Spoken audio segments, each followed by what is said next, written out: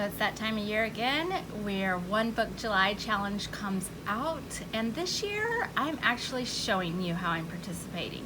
In past years I've used July, One Book July. It's more of a journaling challenge for myself, and so I didn't really show it because it had a lot of personal stuff in it, and to be honest, several years I've only gotten to 27 days. So I'm really excited about this year. I'm doing a little bit different, and that's why I'm going to share it with you.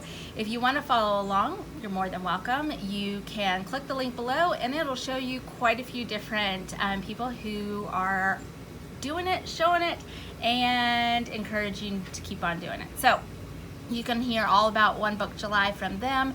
One Book July is really just can be what you want. They present challenges each year. This year's is to do the bullet journal method according to writer Carol's book. I'm not doing that. Mine is to actually use one book. And so I'm going to keep on playing the way I plan. I do incorporate some of the things that he talks about in his book, but a lot of things that I'm doing are things that I've been doing probably since I was in about 4th grade. So I'm just gonna kind of show you how I'm doing it. All right, so this is an A5 size. This is a Stalogy.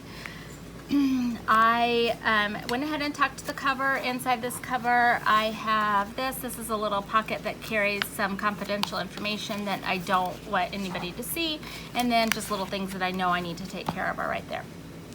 And so the front page, I actually made this, and it's a pocket. You can see there's, and it's expandable, and I will have a video up shortly showing you exactly how to do that. So I didn't want to put anything in the beginning because I just wanted to just have kind of like an introduction. And I wanted to be able to store things, so I went ahead and did introduction, and I'm doing some forward planning here. I'm going to get into a lot of the specifics of this later on in another video, but this is my forward planning and how I do it.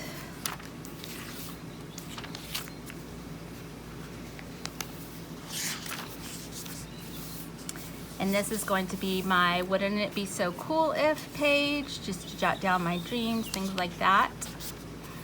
And then this is where I actually started. I've been in this book for a while, so I'm just going to keep on going. And I had just some drawn out weeklies, dailies, nothing big, personal stuff, another daily.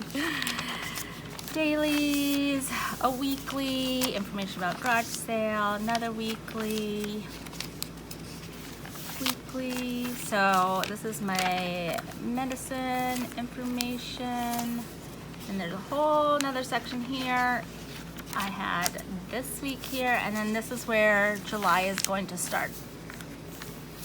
So I went ahead and made this with another expandable pocket here. I'll show you what I'm going to be storing here. I have went ahead and penciled out my July month at a glance. I like having a month at a glance. It helps me plan things. This one is going to be a Monday through Sunday. A lot of times I do a Sunday through Saturday, but this time I decided to do a Monday through Sunday. So this is going to start off my July. And then I added in a sheet that I'm going to put my goals and projects right here. And then this is going to be a line a day. And then this is going to be another type of future planning that I'm going to show you as we're going throughout the month of July. So that'll be coming. And here's where I'm going to start laying out tonight my ideal day and how I would like for it to happen during the month of July. And then this is where I'm going to start my weeklies. Now I wanted to show you in progress of being set up and how I'm using it. So I went ahead, this is where my weeklies are. I have enough for all the weeks, and then here's where my daily is going to start. This is where I'm at. It's not that difficult. The whole thing about doing this is just kind of make it what you need it as you're working in it. So I'm not doing a whole bunch of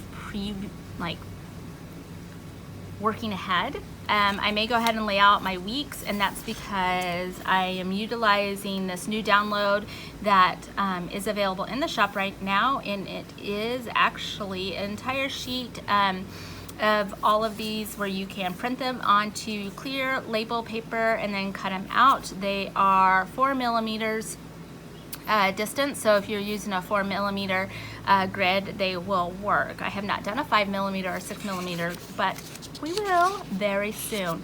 But the reason why I wanted to put this out in digital format is because we have functional washi coming soon, and we're not doing pre-orders, so we're actually going to be ordering, and it'll be available in the shop. But for now, you can use the download, and it's for sale in the shop. So that's how I did all of these, as well as this. I actually just printed my pattern. I put my pattern from the Prints with Purpose kit. I opened that page up of the PDF document, and then I just put the image over top of it and I printed it out. So then you could have, you know, both, the look of both. Whereas on this side, this is just printed completely clear. You can highlight over top of it. Just make sure your ink is completely dry after you print, and then you can highlight over top of what's on here and then let it dry so it won't smear, but then it won't smear. So this is my one book July. I am going to stay with this. I have all these pages left, and then in the back I have my scrap pages where I can test my highlighters, my pen testing.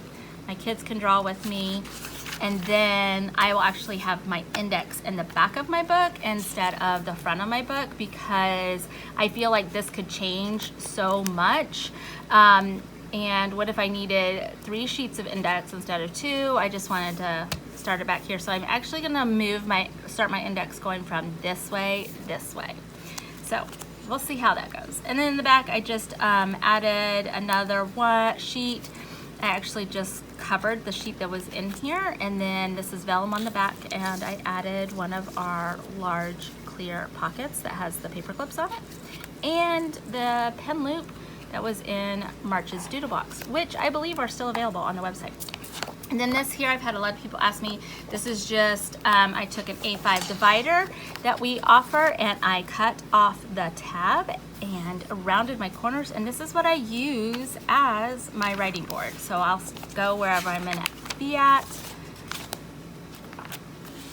slip it in behind it, and I can write on it without having to get lines, because when I don't do that, you see all these indents? That's what happens with these thin papers, just from doing the lines on the monthly. And that's why I also put this here. Well, I loved the free insert that came with the Prints with Purpose, but you could also see the lines really, really hard, and so the same with those. So that's what I have for you for One Book July. If you have any questions, feel free to post them below. I love to hear from you guys, and stay tuned throughout the month because I'm going to be updating this and showing it to you frequently.